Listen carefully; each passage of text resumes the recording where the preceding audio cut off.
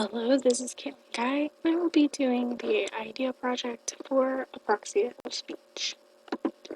So, Apraxia is a motor disorder where the connection with the brain and the mouth tend to be slower and worse, severely disconnected. It is normally discovered at age 3 and up, though sometimes it is discovered at possibly age 2 or 2.5. I actually was diagnosed when I was about 2.5 with apraxia. And it is a motor disorder, which is a physical disorder and qualifies children. I know this for firsthand growing up that it is qualified for the IDEA Act. There's no defined cause of this disorder, though most doctors believe it's genetic. Childhood apraxia of speech occurs more frequently with children with glossotomia. Normally children who have it and grow out of it. So it's mainly called childhood apraxia of speech. There is also acquired apraxia of speech that happens more with adults, and it is normally when there is damage towards the brain that controls speech. So there's the characteristics of AOS and SAS, CAS. Oh my gosh, my apologies.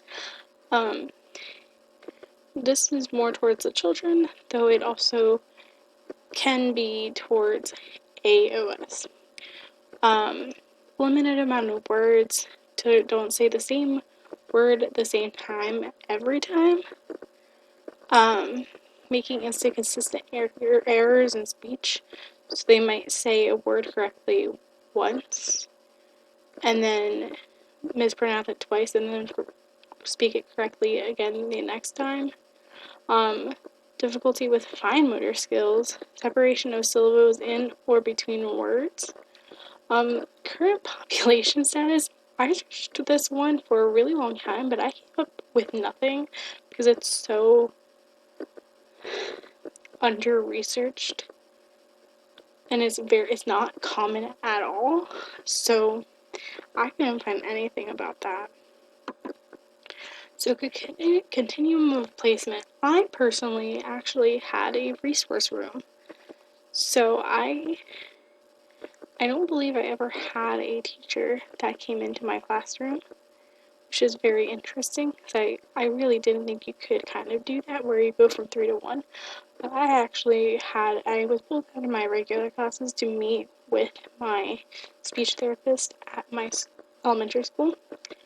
And then I would be put back into my classroom, and then at 3rd grade, I actually stopped and graduated speech therapy, and I went in just straight into general education classes. I did have some reading help where I did go out of my classroom and got reading assistant help, but with my speech therapy, I stopped at 3rd grade. Though, depending on the severity of apraxia, they could be anywhere from being in separate schools or being in inclusion and having a special ed teacher, or if they get past all of that, they might just be able to be in a general education class and get support outside of school. And I know that happened with me when I was younger. I would go to therapy about I would say maybe once a week, maybe 2 times a week. But people who normally, the team of a child with apraxia could be a general education teacher, special education teacher, school speech therapist, and a clinical therapist. So it really anybody can be on the team because it does include general education, special education, and school therapist, and that's supposed to be a clinical speech therapist. But really, it could be all 4 of those people because they all are most likely in contact with the child. and documenting their progress.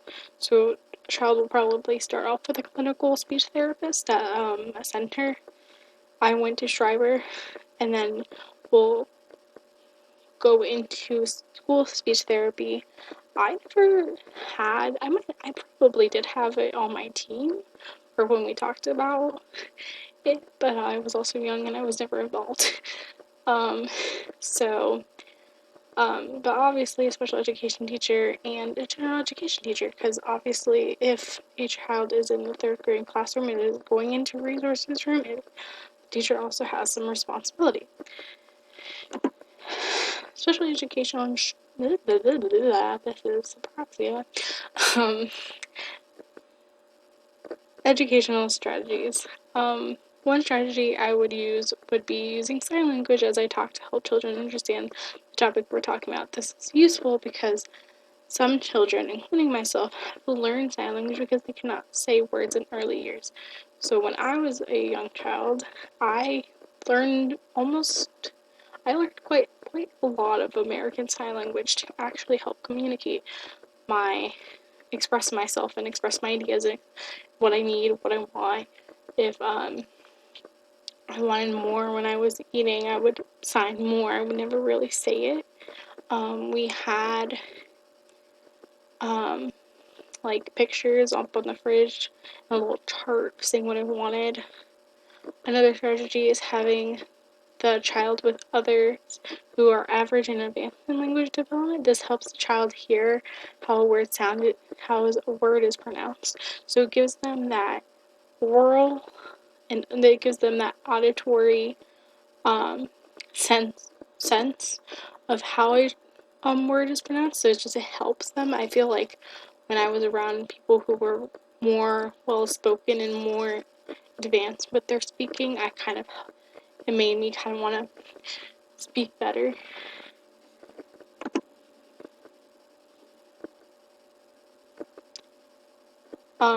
Several accommodations. I did more accommodations than modifications because with a speech disorder, there's not a lot of modifications you can do, because modification is what you're teaching.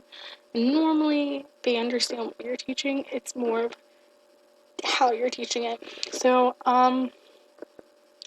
one accommodation could be a feeling wheel. Another one could be having visuals all around the room so a child can physically show you what he or she wants, and you can help them say it. Another one is to have a whiteboard with them to express their thoughts and feelings during a classroom discussion. Also giving them just extra time to speak, because I know when I was younger and I had to speak in front of a huge group that just general speech anxiety kicked in, but also having apraxia and not being able to say a lot of hard R's. My apraxia was hard R's and ch and sh. So I struggled quite a lot with pronouncing those as a young child. I've obviously gotten a lot better with just speaking and generally talking. I'm a quick talker. But just giving them extra time is a huge help. And incorporating sign language into daily activities could be an accommodation, because a lot of children that I've talked to, even special education teachers about them, this is a lot of children with communication disorders actually get taught sign language because they cannot speak, they cannot communicate. So this is my last slide. This is my citations. So yeah, that was on apraxia.